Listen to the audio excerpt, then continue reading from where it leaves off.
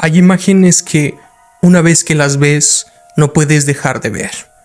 Hay momentos que se quedan grabados en algún lugar entre el ojo y el alma. Y hay casos que no tienen respuesta clara, que no la tuvieron antes y que quizás nunca la tendrán. Este es uno de ellos. Una joven de 21 años entra a un elevador en un hotel de Los Ángeles. Presiona a botones, se asoma afuera, se esconde en una esquina, mueve las manos de una manera que nadie puede explicar con certeza. Y después, desaparece. 19 días más tarde, los huéspedes del hotel empiezan a quejarse de que el agua de los grifos sabe raro, que tiene un color extraño, que huele diferente. Y cuando los trabajadores de mantenimiento suben al techo a revisar los tanques de agua, la encuentran. Bienvenidos a Casos, soy Daniel y hoy te voy a contar la historia de Elisa Lam. Una historia que comenzó como el viaje de sus sueños y terminó dentro de un tanque de agua en el techo de uno de los hoteles más oscuros del mundo.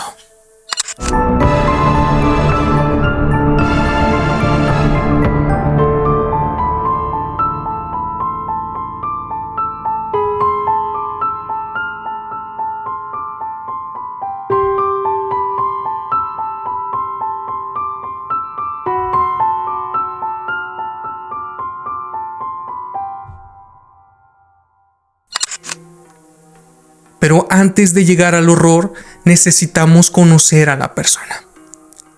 Y la de Elisa Lam comienza en Burnaby, en British Columbia, en Canadá.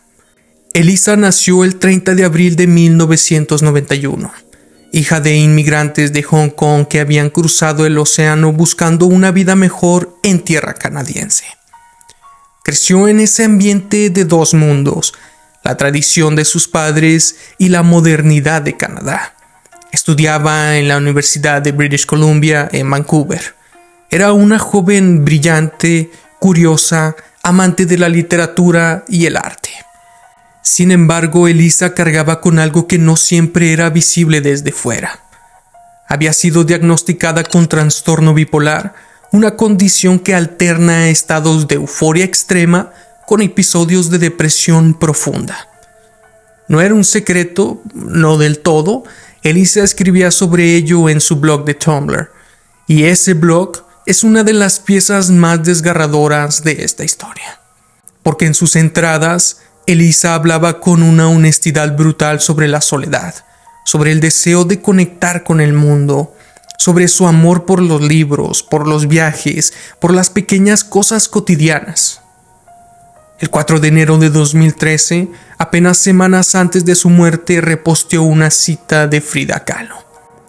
Espero que la salida sea alegre y espero no volver jamás. ¿Presagio? ¿Coincidencia? No lo sabremos nunca con certeza. Pero sí sabemos esto. Elisa Lam estaba planeando el viaje de su vida. Quería recorrer la costa oeste de los Estados Unidos, sola. Por primera vez, una aventura propia. Y el 26 de enero de 2013, Elisa llegó a Los Ángeles.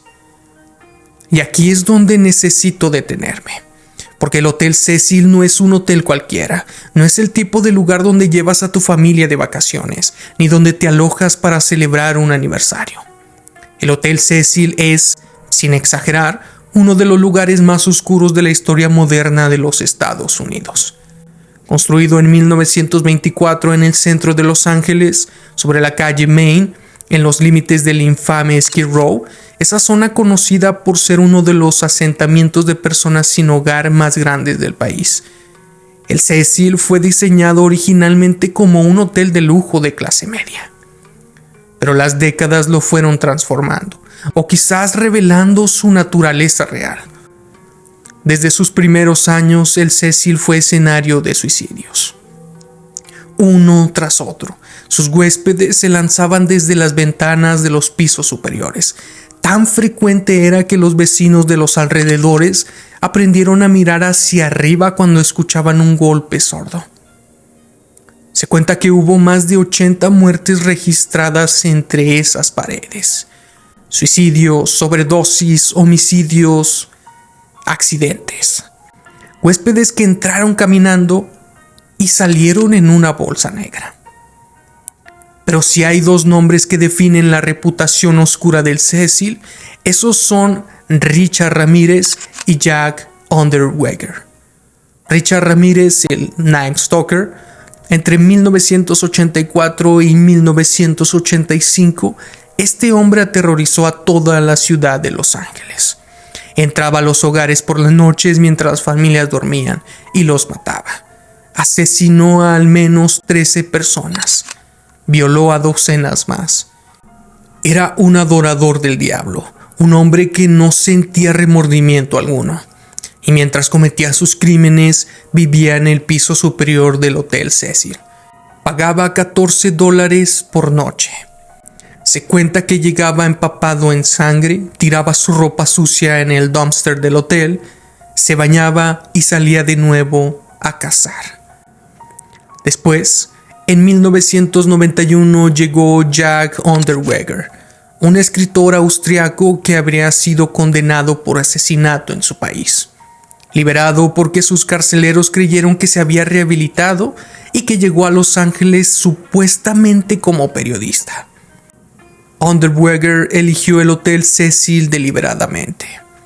Lo eligió porque Ramírez había vivido allí. Y mientras fingía escribir artículos sobre el crimen en la ciudad, asesinaba a mujeres. Las estrangulaba con su propio brasier. Ese era el lugar al que llegó Elisa Lam el 26 de enero de 2013. Ese era su hotel. Ahora, hay un detalle importante que debo aclarar. El Hotel Cecil había sido parcialmente renovado bajo el nombre Stay on Main. Era una especie de hostal económico incorporado dentro del mismo edificio, orientado a viajeros jóvenes con presupuesto limitado. Era ahí donde se hospedaba Elisa. No conocía la historia completa del lugar, o quizás si la conocía parcialmente. Era una chica curiosa, inteligente, pero nadie podría imaginar lo que estaba por ocurrir. Desde los primeros días algo no estaba bien.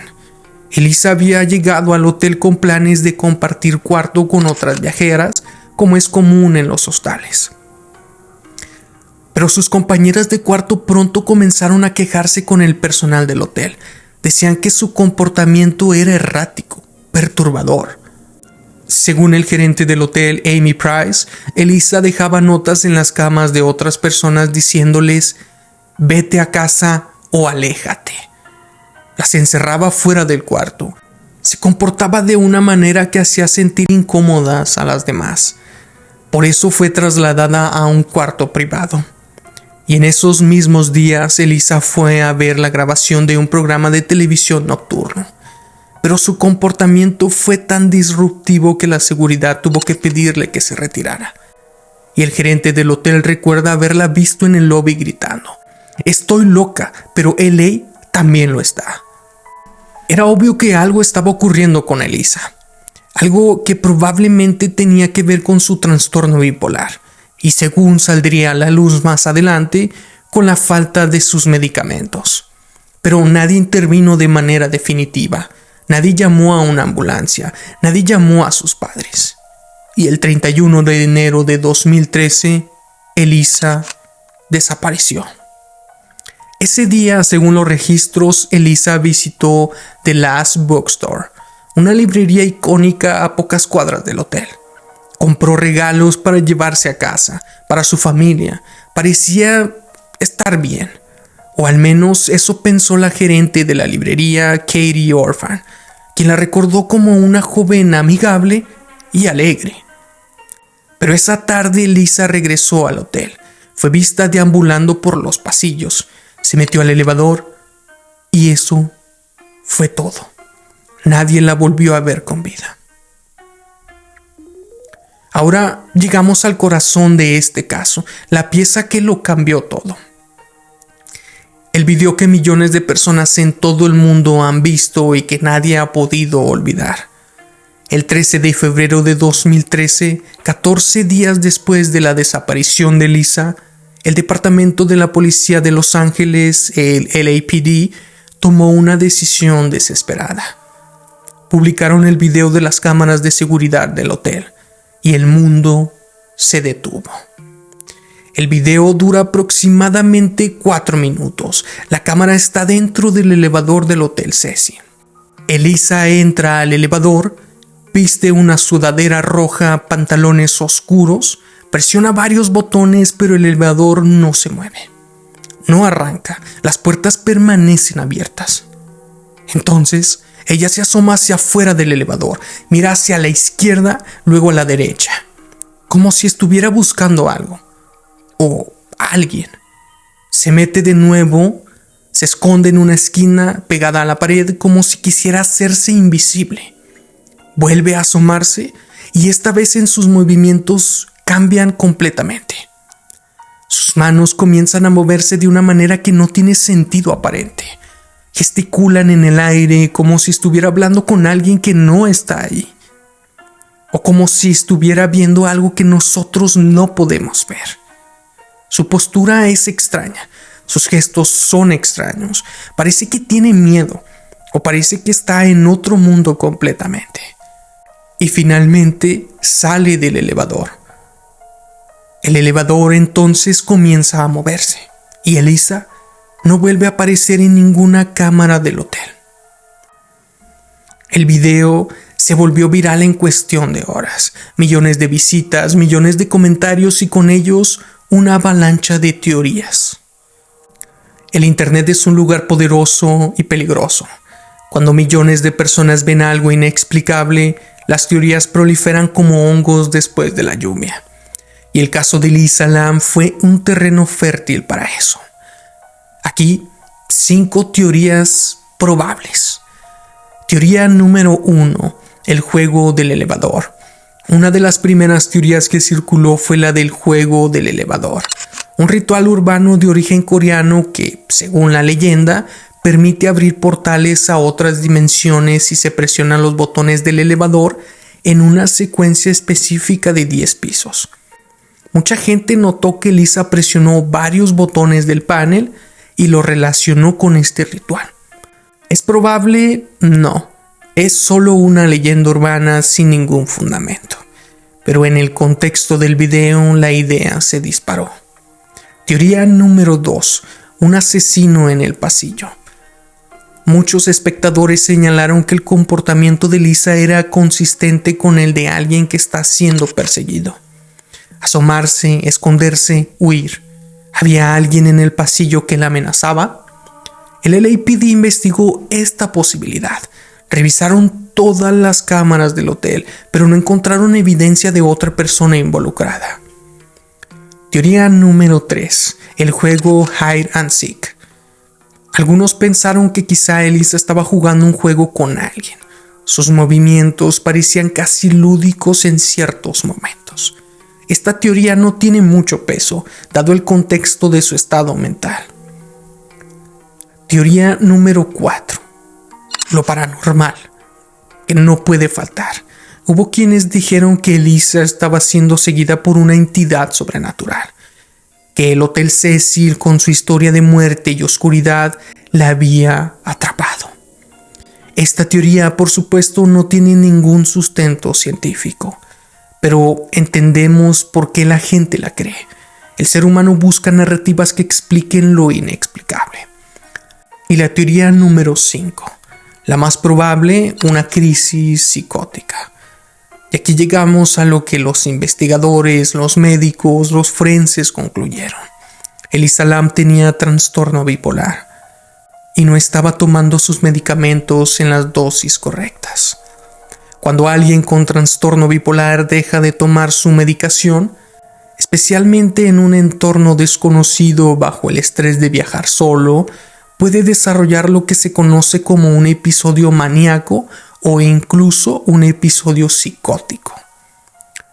En un estado psicótico, una persona puede experimentar alucinaciones visuales y auditivas.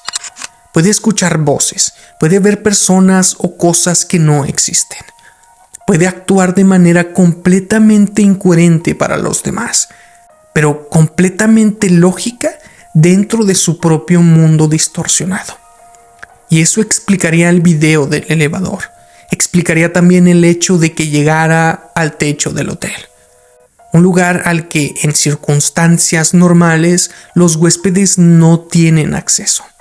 Un lugar con puertas de seguridad que supuestamente se abren y se cierran con alarmas. Pero cuando la mente está en crisis, las barreras dejan de ser barreras. Y así pasaron los días. El LAPD buscaba a Elisa Lam. Sus padres viajaron desde Canadá desesperados, pegando volantes por las calles de Los Ángeles. Los medios de comunicación cubrían el caso, y en el hotel la vida seguía. Los huéspedes desayunaban, dormían, se duchaban. Pero en los últimos días algo raro estaba pasando. El agua del hotel sabía diferente, tenía un color ligeramente oscuro. Algunos dijeron que olía mal. El 19 de febrero de 2013, 19 días después de la última vez que alguien vio a Elisa con vida, un trabajador de mantenimiento subió al techo del hotel a revisar los tanques de agua. El Hotel Cecil tiene 4 tanques de agua en el techo. Grandes, cilíndricos, de unos 6 pies de altura y 3 pies de diámetro. El trabajador abrió la escotilla de uno de los tanques y ahí estaba Elisa. Su cuerpo estaba flotando dentro del tanque, desnudo. Su ropa, la misma ropa que llevaba en el video del elevador, flotaban a su alrededor. Junto a ella, su reloj y la llave de su habitación. El tanque tuvo que ser drenado y cortado para poder extraer el cuerpo, porque la escotilla era demasiado pequeña para acceder con el equipo necesario. Y mientras todo esto ocurría, los huéspedes del hotel llevaban días bebiendo esa agua, duchándose con esa agua, cepillándose los dientes con esa agua. Los huéspedes del hotel, al enterarse, demandaron al Cecil, y los padres de Elisa presentaron su propia demanda, aunque fue desestimada en 2015. La autopsia fue realizada el 21 de febrero de 2013, y sus resultados fueron en cierta manera decepcionantes para quienes esperaban respuestas definitivas. El forense no encontró evidencia de trauma físico, no había golpes, no había señales de violencia sexual, no había marcas de lucha. Los análisis toxicológicos no encontraron drogas ilegales en su sistema.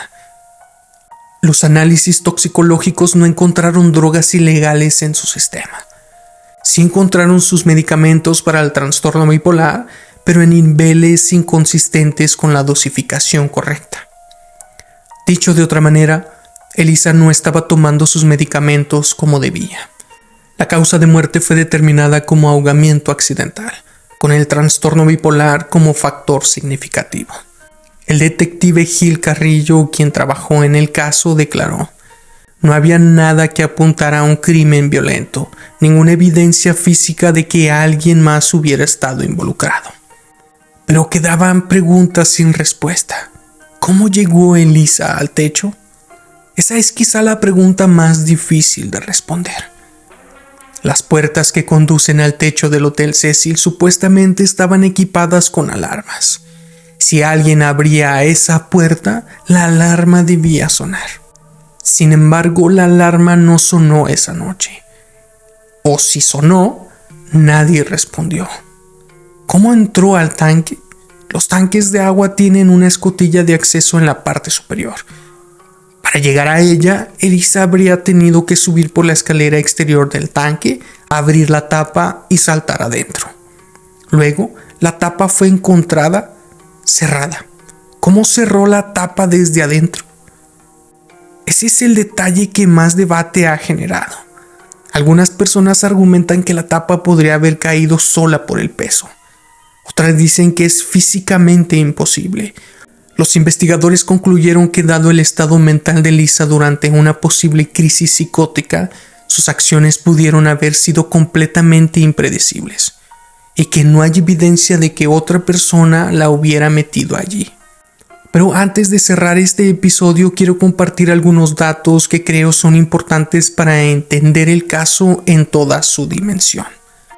En 2021 Netflix estrenó Crime Scene: The Vanishing at the Cecil Hotel, una miniserie de 4 episodios que revisita este caso.